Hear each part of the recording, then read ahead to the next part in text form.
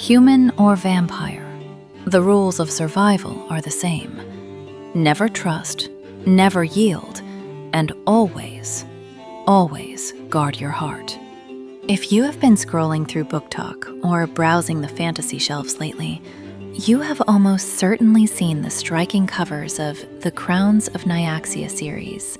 It's often pitched as the Hunger Games with vampires.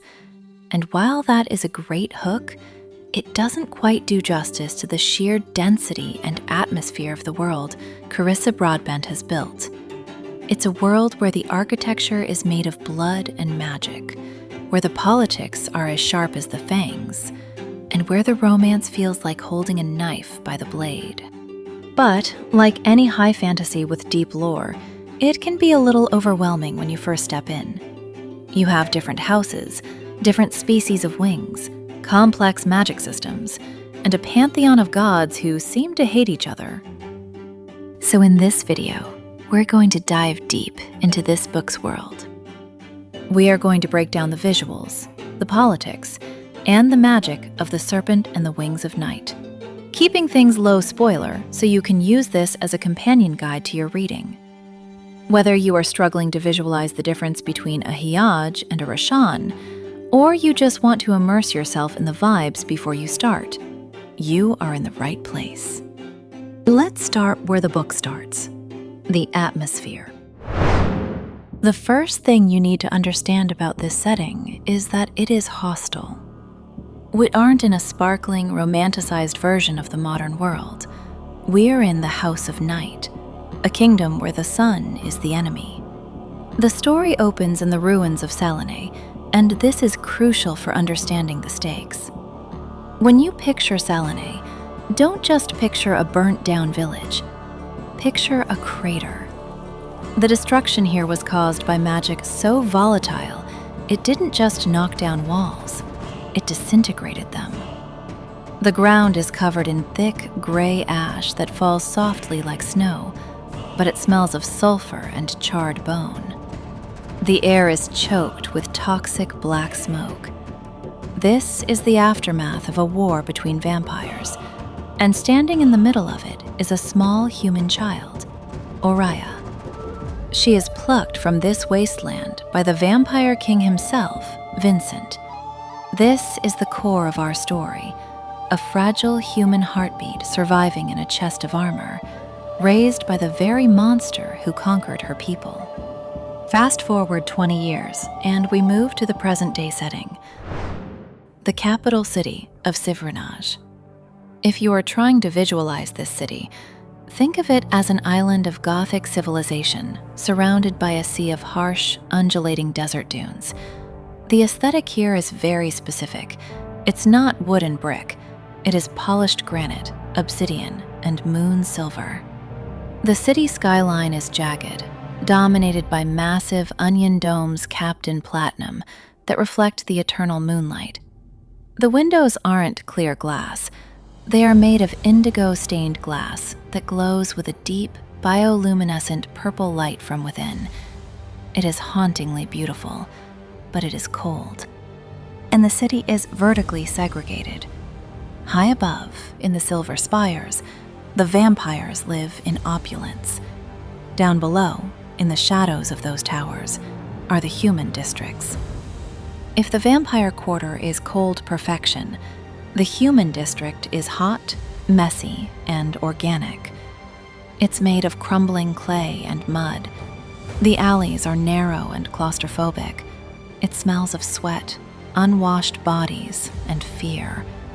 The lighting down there comes from flickering yellow oil lamps, which look sickly compared to the clean, magical starlight of the palaces above. This creates a constant visual tension, the predators in the sky and the prey in the mud. Now, to really understand the plot, you have to understand the vampires themselves. This is where many readers get confused because there isn't just one type of vampire. The world of Obitraz is divided into 3 great houses, almost like separate nations. You have the House of Shadow, who are the spies and scholars, masters of mind magic. You have the House of Blood, who are these tragic, religious zealots, cursed by the goddess to slowly degenerate into madness. But our story is centered on the House of Night. The House of Night is currently torn apart by a civil war between two distinct ethnicities of vampires, the Hiaj and the Rishan. This is the most important visual distinction you need to keep in mind. The Hiaj are the current rulers. These are King Vincent's people. They have leathery, membranous wings, like bats or dragons. They are physically imposing, sharp and angular. Their aesthetic is severe: black leather, silver armor, and cold calculation. They took the throne by force 200 years ago. Then you have the Rishan. These are the former kings, the old guard who were slaughtered and overthrown. Their wings are feathered. Imagine massive avian wings that span 12 feet, shimmering with iridescence, black, blue, purple, catching the light like a raven's wing. They are the rebels, the outcasts living in the shadows of their former glory. This conflict is personified in our two main characters. Oraya is the adopted daughter of the Hiaj king, and then we meet Raihn. Raihn is a Rishan. He represents everything Oraya's father destroyed. He's rugged, he has a jagged scar shaped like a V on his cheek, and he has those massive, iridescent feathered wings.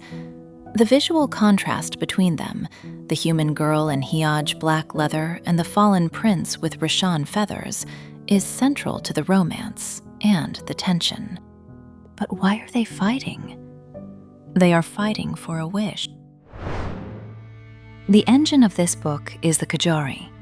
It's a tournament held once every 100 years by the goddess Nyaxia.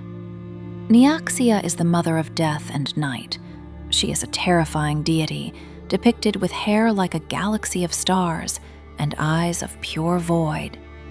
The lore says that she once loved the god of death, Asteris, but the other gods, the White Pantheon, murdered him. In her grief and rage, she created the Kejari to find a warrior strong enough to stand by her side. The winner of the Kejari gets one wish granted by the goddess herself, anything their heart desires. Oraya enters because she wants power. She is tired of being the fragile human in a room full of apex predators. She wants to be something that doesn't have to be afraid.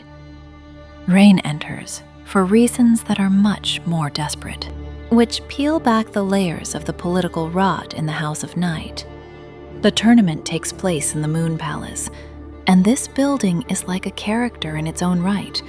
It is a shifting, magical fortress that changes its layout to confuse the contestants. But there is one detail about the Moon Palace that you need to visualize to truly get the horror of this place: the floors. The floors of the Moon Palace are a mosaic made entirely of thousands of human teeth and shattered bones. Just imagine the sound of boots walking on that, the clicking, the crunching. It is a constant, gruesome reminder that this entire civilization is built on the consumption of humanity. Inside the arena, we get to see the magic system in action. Magic in this world isn't about chanting spells from a book. It is visceral, elemental energy.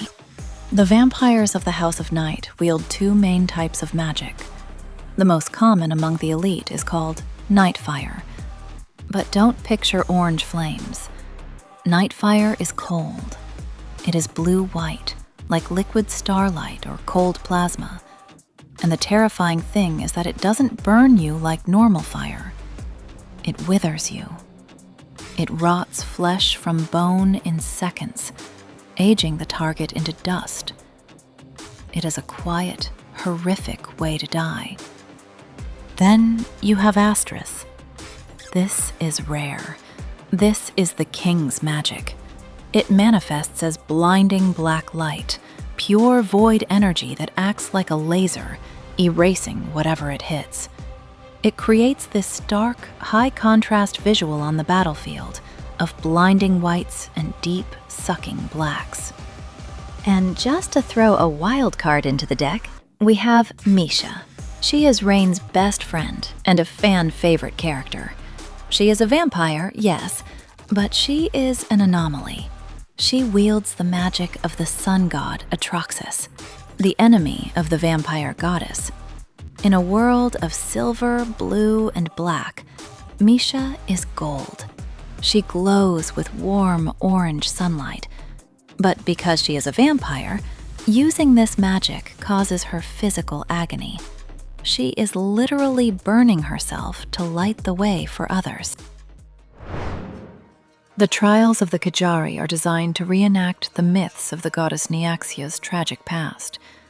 You will see the full moon trial, where they are thrown into pitch-black arenas to fight blood-borne demons, creatures that look like hairless, gray humanoids with pulsing black veins and mouths that stretch too wide. You'll see the waning moon trial, a psychological maze. But the most critical moment is the half-moon trial. This is the turning point of the book. The tournament forces rivals to work in pairs. Oraya, the human princess, is forced to team up with Raihn, the Rishan rebel. They are magically bound by something called a Coriolis bond. This means they share sensation. If he gets cut, she feels it. If she bleeds, he knows. It forces a physical and emotional intimacy that breaks down the walls they've built. They have to sleep in the same room, fight back to back, and trust each other with their lives in a place where trust is usually a death sentence. The romance here is a slow burn, and it is grounded in survival. It isn't just about attraction, it's about recognition. Oraya thinks she is a monster because of how she was raised. Raihn knows he is a monster because of what he has become. They are the only two people in the palace who truly see each other. As you read, pay attention to the theme of guard your heart. It is the first line of the book, and it echoes all the way to the shattering conclusion. The story asks a difficult question. Can you love the thing that is designed to kill you? Can you trust the enemy when the walls are closing in? The world building in The Serpent and the Wings of Night is dense, but it is incredibly rewarding once you understand the visual language, the feathers versus the leather, the Nightfire versus the sun, the crumbling clay of the slums versus the polished bone of the palace. It is a story about power, who has it, what it costs, and what you are willing to sacrifice to keep it. So now that you are armed with the lore, you are ready to enter the Kejari. The House of Night is waiting. Sharpen your daggers, check your blood supply, and remember, do not stop running.